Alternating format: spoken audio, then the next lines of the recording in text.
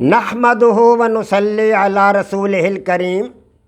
عزیزان محترم، میں Muhammad Aslam Dode, chairman liberal party Pakistan, آپ سے مخاطب ہوں اور آپ دیکھ رہے ہیں liberal party Pakistan YouTube channel. پیش خدمت ہے پروگرام جدلیاتی لبرلزم۔ عزیزان محترم، ہمارا آج کا موضوع ہے محمد اسلم ڈوڈی کے پیش کردہ متوازن طرز فکر کی مذہبی تصدیق، اور آج کا عنوان ہے ہندو مت کے چند قوانین اور ترغیبات، مذاہب کی شکل و صورت، ماہیت، ترکیب اور بناوٹ۔ ہندو مت کے چند قوانین اور ترغیبات۔ عزیزان محترم، آپ کو پتہ ہے کہ میں اپنا پروگرام جدلیاتی لبرلزم کافی عرصہ سے آپ حضرات کے سامنے پیش کر رہا ہوں۔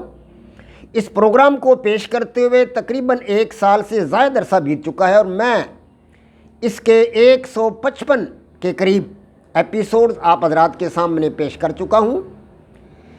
عزیزان محترم، یہ پروگرام پیش کرنے کا بنیادی مقصد یہ ہے کہ جدلیاتی لبرلزم میرا اپنا ایک تخلیق کردہ نظریہ حیات ہے، ایک آئیڈیالوجی ہے جو میں نے اس لیے تخلیق کی ہے کہ آج دنیا میں جتنے بھی الہامی مذاہب ہیں وہ انسانوں کے سماجی مسائل حل کرنے میں ناکام ہو چکے ہیں۔ تمام کے تمام غیر الہامی مذاہب بھی، جن میں ہندو مت ہے، بدھ مت ہے، سکھ مت ہے، پارسی مت ہے اور کئی مذاہب شامل ہیں، یہ بھی سارے کے سارے انسانوں کے سماجی مسائل حل کرنے میں ناکام ہو چکے ہیں۔ اسی طرح انتظامی مذاہب ہیں، سوشلزم ہے، کمیونزم ہے، جمہوریت ہے، فیوڈلزم ہے، فاشزم تھا، یہ سارے کے سارے یہ بھی انسانوں کے سماجی مسائل حل کرنے میں ناکام ہو چکے ہیں۔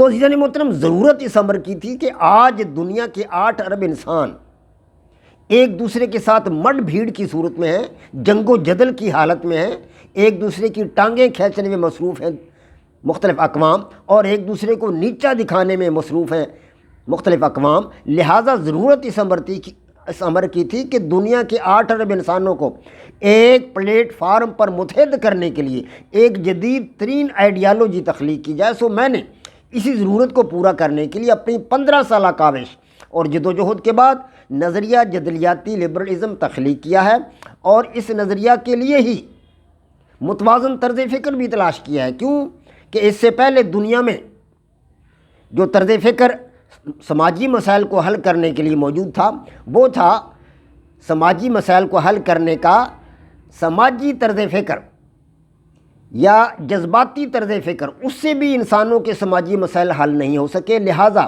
ایک جدید ترین طرز فکر کی ضرورت بھی تھی، تو میں نے متوازن طرز فکر تلاش کر کے اس ضرورت کو پورا کر دیا ہے۔ اب ضرورت اس امر کی تھی کہ متوازن طرز فکر کو مذہبی رویوں سے ثابت کیا جائے اور سائنٹیفک رویوں سے بھی اس کو ثابت کیا جائے کہ وہ درست ہے۔ تو میں آپ حضرات کے سامنے اپنے متوازن طرز فکر کی مذہبی تصدیق پیش کر رہا ہوں۔ مذہبی تصدیق پیش کرنے کے لیے میں آپ حضرات کے سامنے مختلف مذاہب کی شکل و صورت، بناوٹ، ان کی کمپوزیشن اور ماہیت پیش کر رہا ہوں۔ اس سے پہلے میں آپ حضرات کو بتا چکا ہوں کہ جذبہ کیا ہے، جذبہ کی بناوٹ آپ کو بتا چکا ہوں، جذبہ کا اس کے پہلو بتا چکا ہوں کہ جذبہ کا ایک ادراکی پہلو ہوتا ہے، ایک شعوری تجربے والا پہلو ہوتا ہے، جذبے کا عضویاتی پہلو ہوتا ہے، جذبے کا ایک کرداری پہلو ہوتا ہے۔ یہ حقائق میں آپ حضرات کے سامنے رکھ چکا ہوں۔ اسی طرح آپ کو یہ بھی بتا چکا ہوں کہ دائیں طرف کے جذبات کیا ہوتے ہیں، بائیں طرف کے جذبات کیا ہوتے ہیں، اور اسی طرح میں آپ کو اپنے متوازن طرز فکر کی مکمل ماہیت، ترکیب اور بناوٹ بتا چکا ہوں، سمجھا چکا ہوں۔ اور ایک مخصوص مسئلہ پر، جس میں وہ سونے والی اینٹ 5 دوستوں کو ملی، تو وہ سونے کی اینٹ ان دوستوں کو ملنے پر وہ جھگڑا شروع ہو گیا اور عدالت میں معاملہ چلا گیا، تو وہ سونے کی اینٹ کس کو دی جائے، یہ ایک مسئلہ تھا جس پر میں نے تینوں طرز فکر کا اطلاق کیا ہے، یعنی کہ جذباتی طرز فکر کا بھی اطلاق کیا ہے، غیر جذباتی طرز فکر کا بھی اطلاق کیا ہے، اور میرے تخلیق کردہ متوازن طرز فکر کا بھی اطلاق کیا ہے۔ اس سے یہ ثابت ہوتا ہے کہ سماجی مسائل کو حل کرنے کے لیے متوازن طرز فکر ہی موضوع ہے۔ لہٰذا اب میں آپ حضرات کے سامنے متوازن طرز فکر کی مذہبی تصدیق پیش کر رہا ہوں۔ عزیزان محترم، مذہبی تصدیق کے لیے میں آپ حضرات کے سامنے تینوں الہامی مذاہب، اسلام، عیسائیت اور یہودیت، ان کے قوانین پیش کر چکا ہوں، ان کی ترغیبات آپ کو بتا چکا ہوں۔ آج سے غیر الہامی مذہب شروع کر رہا ہوں۔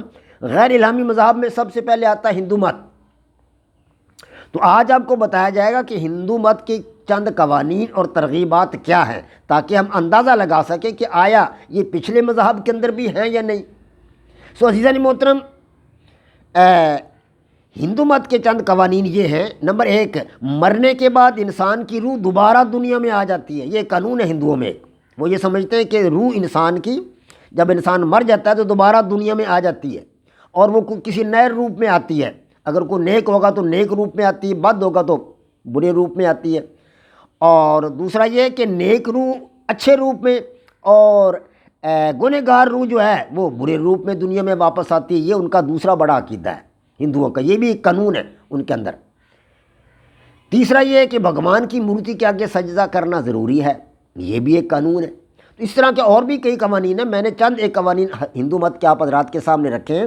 اسی طرح ہندو مت کی کچھ ترغیبات ہیں، وہ بھی آپ کے سامنے رکھنا مطلوب ہے۔ میں یہ آپ کو بتا چکا ہوں کہ ہر مذہب چند قوانین پر مشتمل ہے، اور بہت ساری ترغیبات بھی اس کے اندر ہوتی ہیں۔ تو پچھلے جو مذہب میں آپ حضرات کے سامنے بیان کر چکا ہوں، تینوں الہامی مذہب اسلام، عیسائیت اور یہودیت، ان کے قوانین آپ حضرات کے سامنے رکھے ہیں۔ تینوں کے قوانین ایک دوسرے سے مختلف ہیں، ان کی ترغیبات بھی آپ کے سامنے رکھی ہیں۔ تینوں کی ترغیبات ایک دوسرے سے ملتی جلتی ہیں۔ آج ہندو مت کے قوانین بیان ہو چکے ہیں، ہندو مت کی ترغیبات آپ حضرات کے سامنے رکھنی ہیں۔ تو پہلی ترغیب ہے ہندو مت کی کہ دوسروں پر رحم کرو، ایشور خوش ہوگا۔ اب یہ ترغیب اسلام میں بھی ہے، یہی ترغیب عیسائیت میں بھی ہے، یہی ترغیب یہودیت میں بھی ہے، اور یہی ترغیب ہندو مت میں بھی آ گئی۔ گویا کہ ترغیبات آپس میں ملتی جلتی ہیں۔